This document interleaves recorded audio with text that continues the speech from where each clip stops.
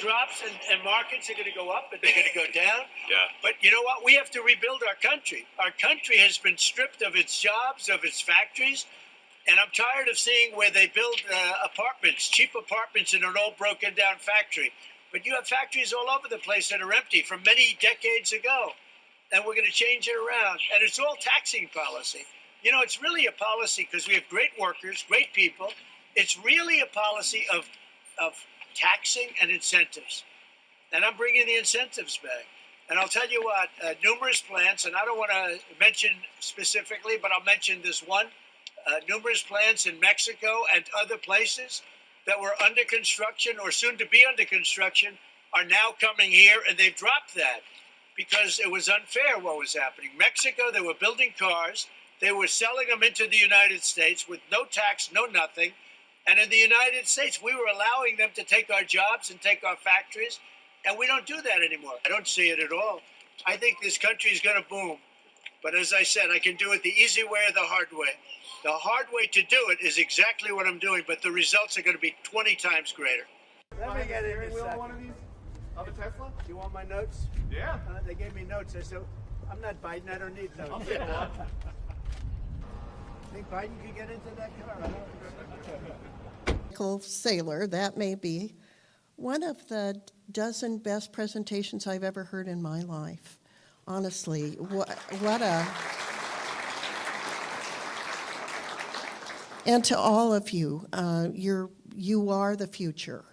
And this is so exciting, and I wish everybody could catch the same fever for the future of America and what Bitcoin brings to it. The momentum is in our hands, and we need to make this happen.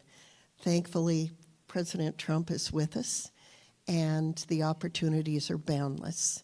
Well, I think it's actually ironic that we're worried about the asset prices going down so much when we're on the cusp of massive adoption in the space as regulatory clarity is on the come in this year. Now, in terms of whether it's bottomed out or not, that's a tough question, but if you look at the open interest in the futures on the exchanges, there's a little bit more to go down perhaps. And also the other thing that people don't realize in terms of leverage on the space is that in the on-chain world, one of the biggest growth areas has been what they call liquid staking.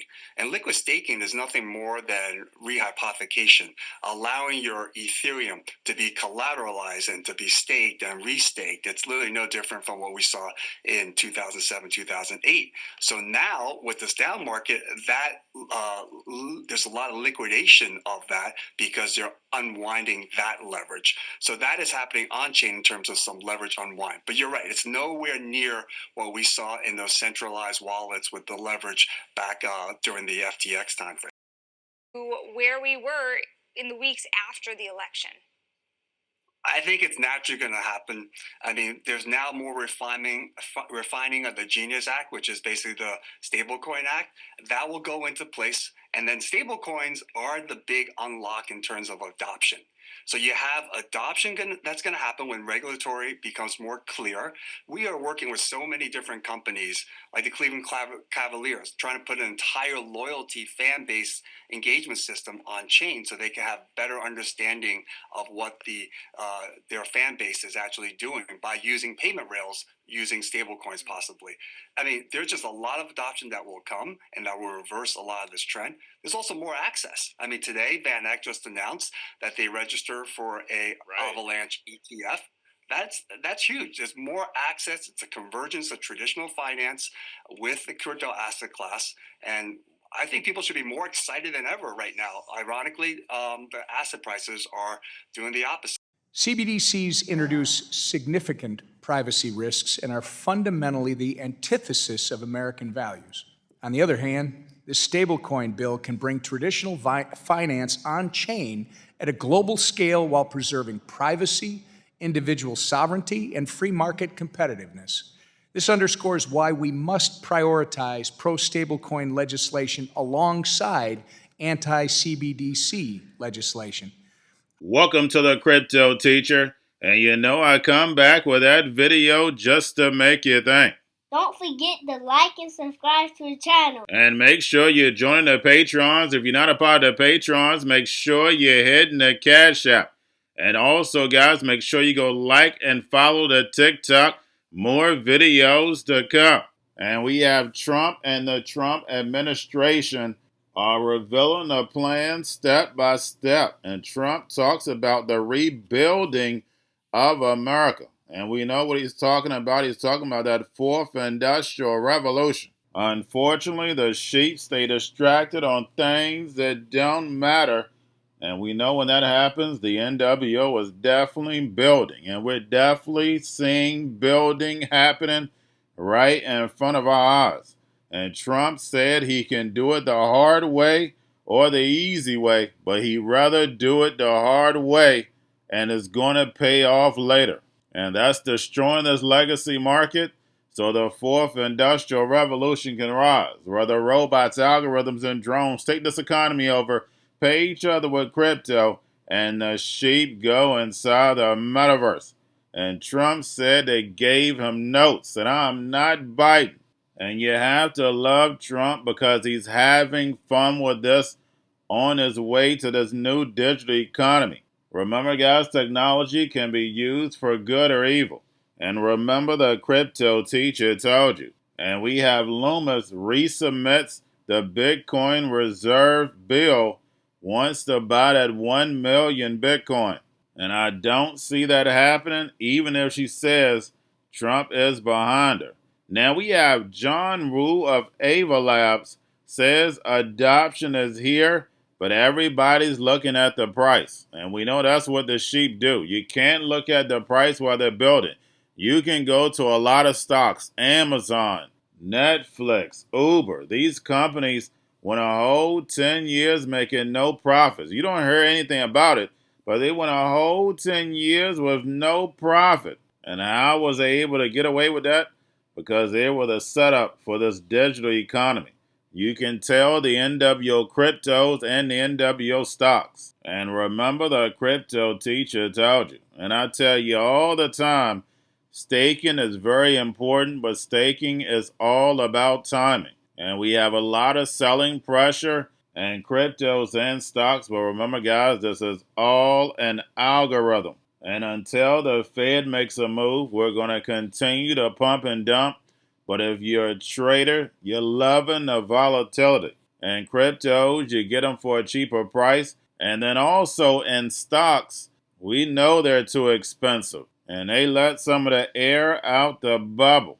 And then also John Wu talks about stablecoins are about to change the financial system. And we know that is for a fact.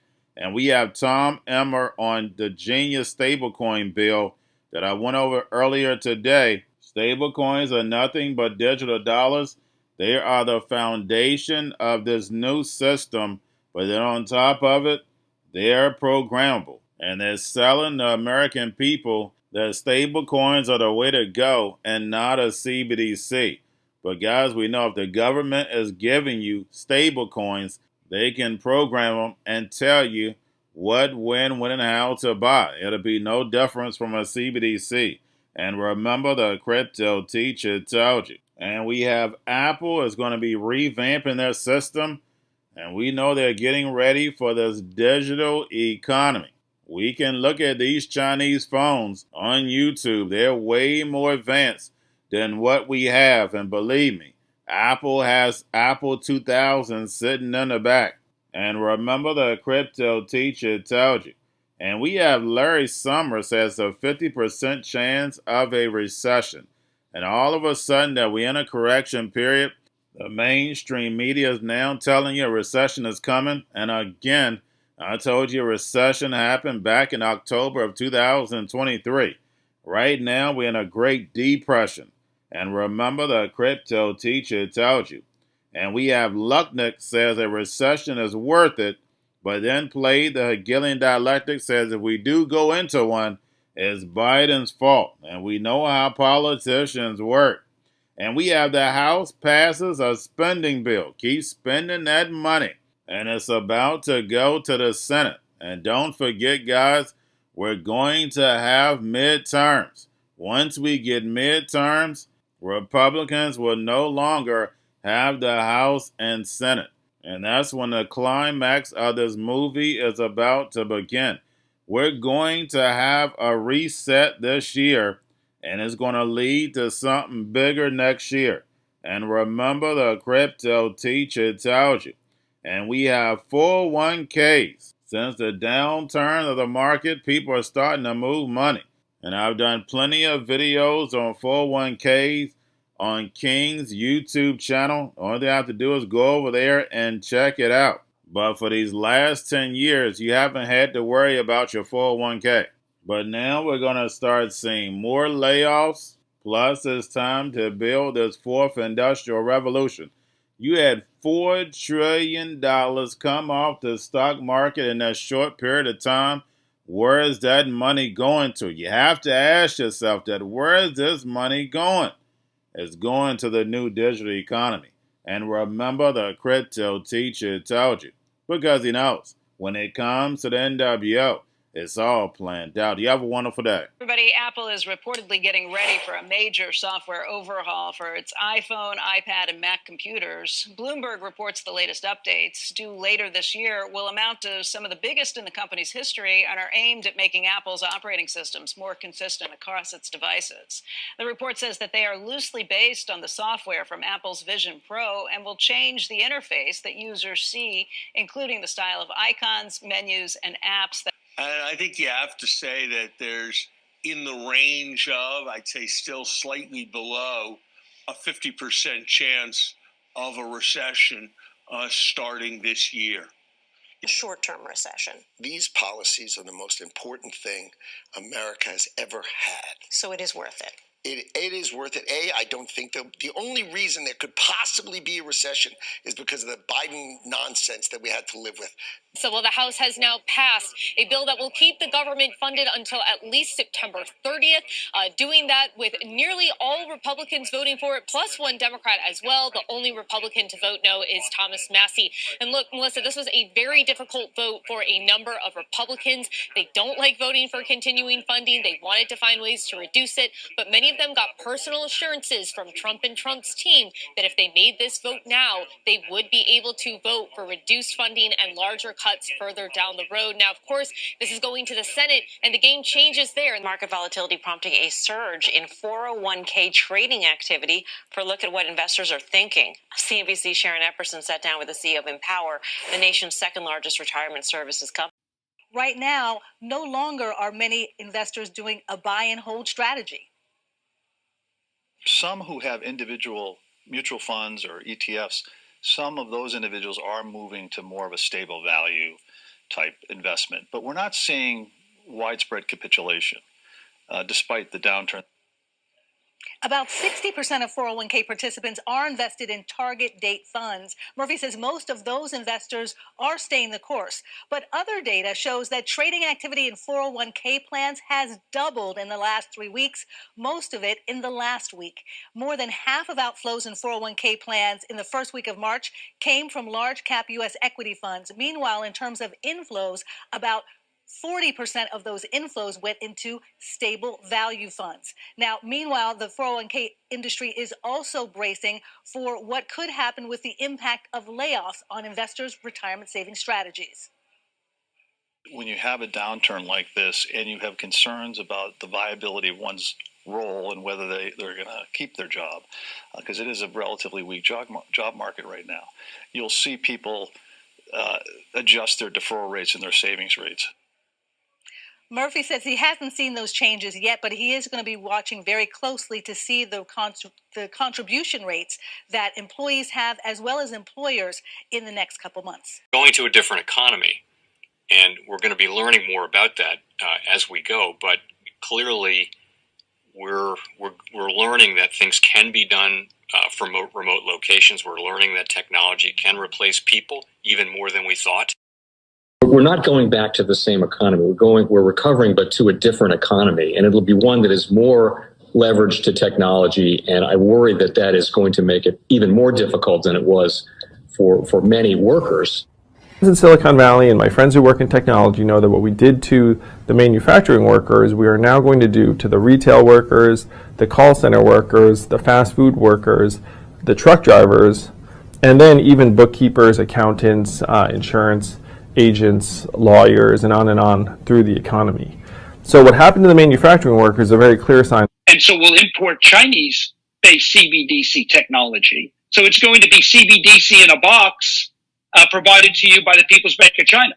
But every stock, every bond, every currency, every commodity, every piece of art, every private business, every piece of real estate will eventually be a token on a blockchain, an entry on a ledger, permanent and immutable. We will have truth instead of trust, and we will save over $7 trillion a year. 6 to 8% of global GDP is wasted by the friction of the trust industry that's necessary when you have dual entry accounting.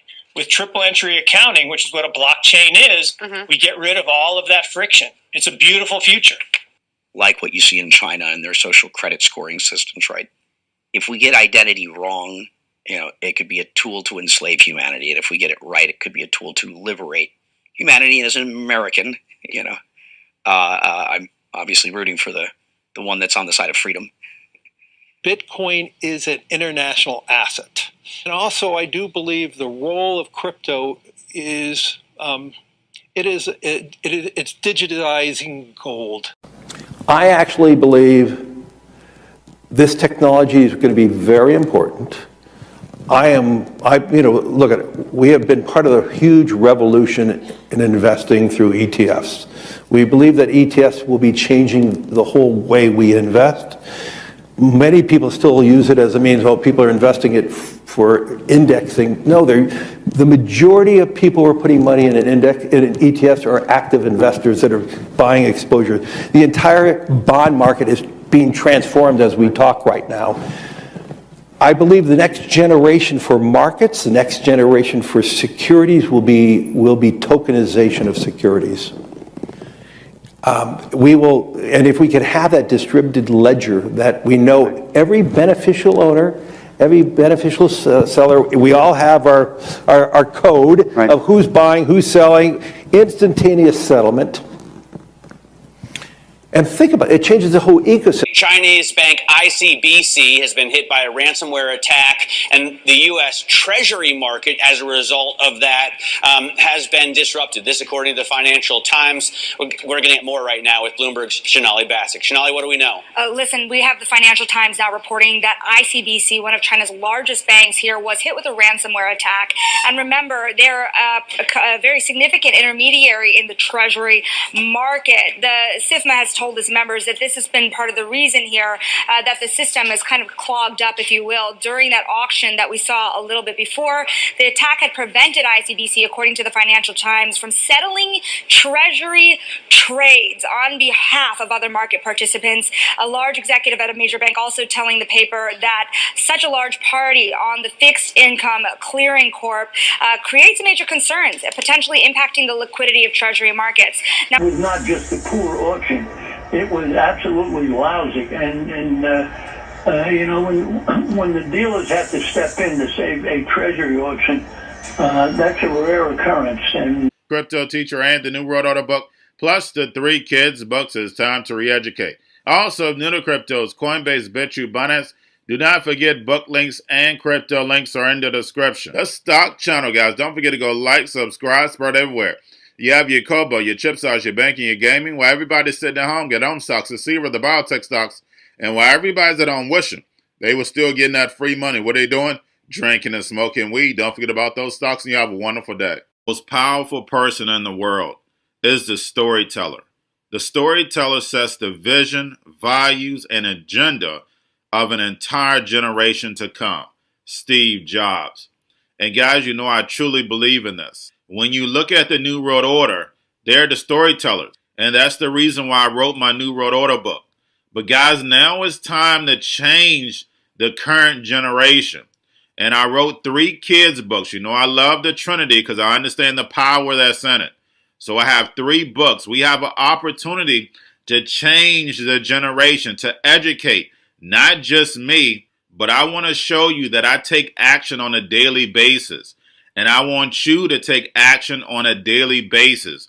Whether it's your job, whether it's in your community, we have an opportunity right now to educate the masses. I posted this on my Twitter account. Please share, but this is a short clip of the 3 books. There's going to be a clothing line and action figures. Please get these books for your kids, nephews, cousins, friends, so therefore we can start the re-education now. Because as we see, the 4th Industrial Revolution foundation is definitely here. Robots, algorithms, drones, taking humanity out the picture. We have to re-educate. But let's get into the video. Part 1. King Joshua and Grandma Tam save the village. Part 2. King Joshua and Grandma Tam save New York from COVID-33. Part 3. King Joshua and Grandma Tam goes to China. It's mandatory to get part 1, part 2, and part 3 of this series. It's time to re-educate Generation Z.